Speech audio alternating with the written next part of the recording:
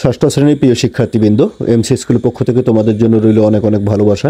তোমরা অনেকে বলেছো যে ষষ্ঠ শ্রেণীর অর্ধবার্ষিক পরীক্ষার ইংলিশ প্রশ্ন, সেজন্য আমি ইংলিশ প্রশ্ন নিয়ে তোমাদের সামনে হাজির হয়েছি। আশা করি এখানে দুটি ইংলিশ প্রশ্ন তোমাদের সঙ্গে আলোচনা করব এবং দুটি ইংলিশ প্রশ্ন থেকে তোমরা কমন পেয়ে যাবা।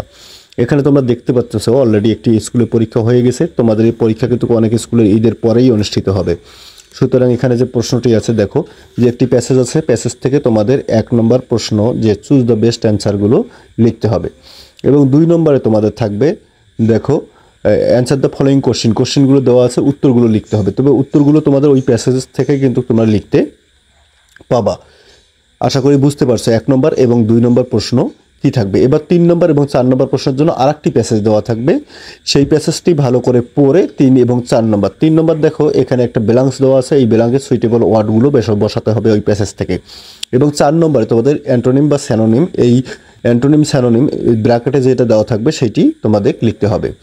এরপর দেখো 5, 6, 7-এর জন্য আরেকটি প্যাসেজ দেওয়া থাকবে, এই প্যাসেজটি ভালো করে পড়ে 5, 6 এবং 7 নম্বর প্রশ্নের উত্তর তোমাদের দিতে হবে। সুতরাং প্যাসেজগুলো কিন্তু তোমাদের ভালো করে পড়তে হবে এবং এখানে যে প্যাসেজগুলো দেওয়া আছে খুব গুরুত্বপূর্ণ। দেখো তোমাদের 5 নম্বরে একটা এরকম একটা ছক দেওয়া থাকবে, ছকে 3টে অপশন দেওয়া থাকবে। সেই 3টে অপশনে কিন্তু উপরে ইভেন্ট, দেখো এখানে প্রাইস, ইভেন্ট, প্লেস বা এবং টাইম ইত্যাদি ইত্যাদি বা ইয়ার দেওয়া থাকতে পারে, এই বিষয়গুলো তো দেওয়া থাকবে। ওই অনুযায়ী ব্ল্যাঙ্কগুলো তোমাদের পূরণ করতে হবে। আমি এই প্রশ্নের উত্তরগুলো কীভাবে লিখতে হবে সেটা নিয়ে আলোচনা করব নেক্সট ভিডিওতে। এরপর দেখো 6 নম্বর তোমাদের কি বলছে, ট্রু অর ফলস লিখতে হবে, এটা তোমরা জানোই, এটা পারো। এবং 7 নম্বর তোমাদের সামারি লিখতে হবে, এটাও তোমরা পারবা। এবং 8 নম্বরে দেখো কি বলছে, 8 নম্বরে তো এরকম দুটো কলাম থাকবে, কলামের যে সেন্টেন্স অনুযায়ী তোমাদের মেক করতে হবে। এখানে কিন্তু গ্রামেটিক্যাল কিছু বিষয় আছে, কলাম এ এবং কলাম বি, এটা তোমাদের শিখতে হবে কিন্তু।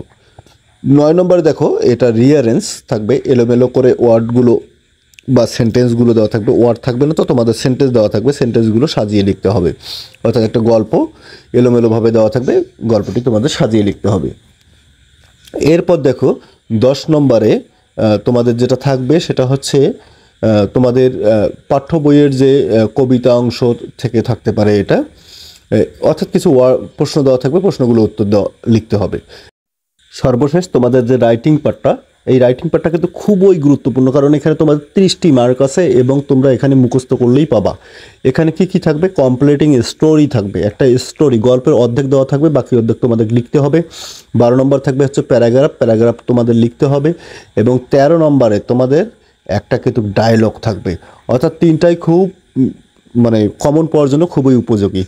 এরপর দেখো আমি আরেকটি নমুনা প্রশ্ন তোমাদের সঙ্গে শেয়ার করতেছি। আশা করি এই দুটি নমুনা প্রশ্ন যদি তোমরা ভালো করে প্র্যাকটিস করো, যদিও প্রতিটি উপজেলায় আলাদা আলাদা প্রশ্ন হবে বা স্কুলে আলাদা প্রশ্ন হবে, তারপরে এই 2টা নমুনা প্রশ্ন কমপ্লিট করলে আশা করি তোমরা এখান থেকে কমন পাবা। আজকের ক্লাসটি তাহলে এখানেই শেষ করছি। এরকম ভিডিও পেতে অবশ্যই আমাদের চ্যানেলটিকে সাবস্ক্রাইব করে আমাদের সঙ্গে থাকবে এবং যেহেতু পরীক্ষার সামনে মন দিয়ে পড়াশোনা করবে। সবাই ভালো থাকো, সুস্থ থাকো, ধন্যবাদ।